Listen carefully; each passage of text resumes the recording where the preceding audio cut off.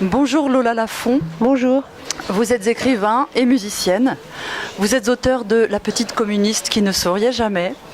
C'est pour votre roman édité chez Actes Sud que nous vous accueillons aujourd'hui à la Galerne. Merci Mary Patty. Merci Mary Patty relate l'histoire d'une jeune fille accusée de ne pas avoir dit non assez fort, soupçonnée d'avoir été consentante. Votre roman est bâti autour du procès de Patty Hearst. Qui est-elle ? Qui est Patricia Hearst ? Patricia Hearst était la fille d'un magnat de la presse dans les années 70, dont le père avait servi de modèle au Citizen Kane de Orson Welles. Et Patricia avait 19 ans quand elle a été enlevée en 1974 sur le campus de Berkeley par un groupuscule inconnu d'extrême gauche qui s'appelait l'Armée de Libération Symbionnaise. Et on ne savait rien d'elle jusque-là, sauf qu'elle était destinée à se dissoudre dans le mariage, à n'être pas grand-chose. Et son enlèvement, en fait, sa disparition l'a fait apparaître dans la presse, puisque 2 mois après son enlèvement, elle se convertit à la cause de ses ravisseurs et commence dans des bandes déposées un peu partout en Californie, enfin surtout à San Francisco, à juger l'Amérique, juger ses parents, juger le capitalisme américain. Quelles sont les thématiques du livre ?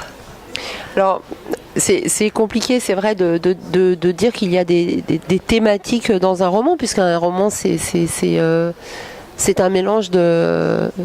C'est une rêverie, donc il n'y a pas forcément comme ça de thème. Mais en revanche, c'est vrai que les questions qui m'ont passionnée, celles qui émergent pendant le procès, c'est comment la radicalité se fabrique. Qu'est-ce que c'est la conversion et surtout le libre arbitre, c'est-à-dire puisque les avocats de Patricia Hearst ont choisi de la défendre en plaidant le lavage de cerveau, évidemment.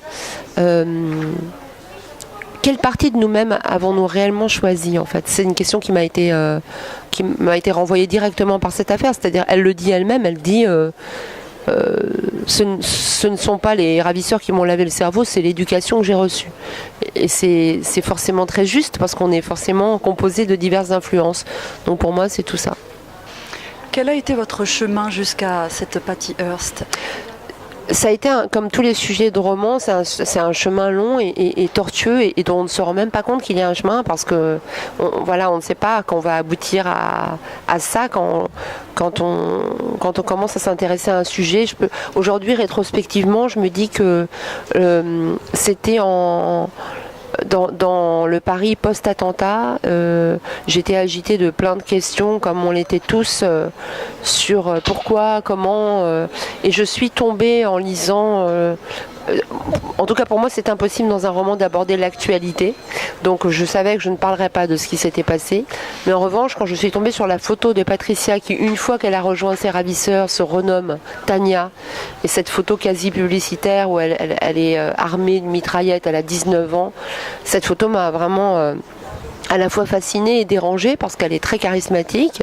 Et donc, elle ressemble à une sorte de pub pour la lutte armée à l'époque, et je me suis intéressée, j'ai réalisé que je connaissais son histoire sans la connaître, et très vite, comme vous l'avez dit au début, je me suis rendu compte que c'était pas tant son histoire qui était intéressante, mais les questions qui émergent au procès.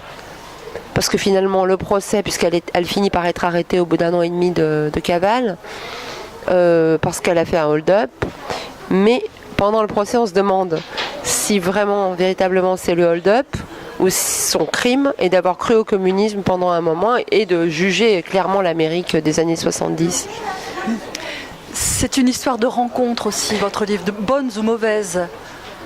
Oui, c'est une histoire de rencontre, de celles qui vous modifie en profondeur, même si ça ne se voit pas tout de suite, comme pour Violaine, la jeune fille qui finalement des Landes, d'une petite ville, la fille d'une petite bourgeoisie locale qui est engagée pour 15 jours finalement pour aider une prof américaine qui elle travaille pour le procès Hearst. Violaine voit sa vie se modifier totalement, puisque en 15 jours elle va être confrontée au questionnement. Moi, c'est ça qui m'intéressait, c'est la capacité, est-ce qu'on a le courage de se confronter aux questions? Il y a donc 3 personnages féminins. Quels sont leurs liens et leurs rapports? Oui, il y en a même plus en réalité, mais c'est vrai qu'il y a 3 personnages féminins. Il y a donc Violaine, l'adolescente qui est engagée pour dépioter la documentation, pour aider Jean Neveva, le deuxième personnage, la prof américaine, qui est à la fois hyper séduisante et agaçante, qui a finalement sans doute été une révolutionnaire dans les années 60 aux États-Unis, mais qui est très paradoxale, parce que moi j'aime bien les personnages paradoxaux, et elle est tellement paradoxale qu'elle se retrouve en train de travailler pour une famille archi-conservatrice comme les Hearst. Elle doit innocenter Patricia Hearst. Et le troisième personnage, c'est la narratrice, dont on découvre très tard dans le roman qui elle est et quels sont ses liens aux 2 personnages. Ce que je peux dire, c'est que la narratrice, c'est une histoire de transmission. J'avais envie de montrer à quel point l'amitié est un vecteur de transmission important. Et peut-être principalement entre femmes. Jean Neveva écrit des histoires sans épilogue ni vérité révélée. Est-ce que c'est, pour l'auteur que vous êtes, un but aussi, ça fait partie de votre travail d'écrivain pour vous? Je crois que oui. Je pense que ça n'est pas un but, c'est-à-dire que je ne me dis jamais au début d'un roman que je suis ça, comme Ruth, mais en réalité je considère que l'espace littéraire n'est pas fait pour asséner des vérités et n'est pas fait pour rétrécir le possible, et que donc moi je ne dois pas prendre trop de place comme auteur, je ne dois pas apparaître avec mes opinions, et donc de fait il faut laisser la place au lecteur. Ouais, je crois, ouais. Il y a une part importante de féminisme dans le livre. Alors oui, c'est marrant parce qu'on me dit ça, et pareil, c'est pas du tout une intention, mais simplement j'aime bien mettre en littérature des femmes qui ressemblent plutôt à celles que je connais et qui sont pas des clichés, c'est-à-dire paradoxales, parfois brutales, parfois énervées, parfois en colère, parfois fatiguées, parfois dubitatives. Pour terminer cet entretien, quel livre ou auteur aimeriez-vous partager avec vos lecteurs ? Il y a un auteur qui m'a beaucoup impressionné pendant l'écriture de Merci Maripati, et qui m'a vraiment bouleversée, c'est Paul Nizan.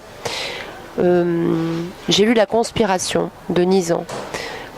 Ce qui m'a vraiment touchée, c'est que c'est incontestablement un grand roman politique des années 30.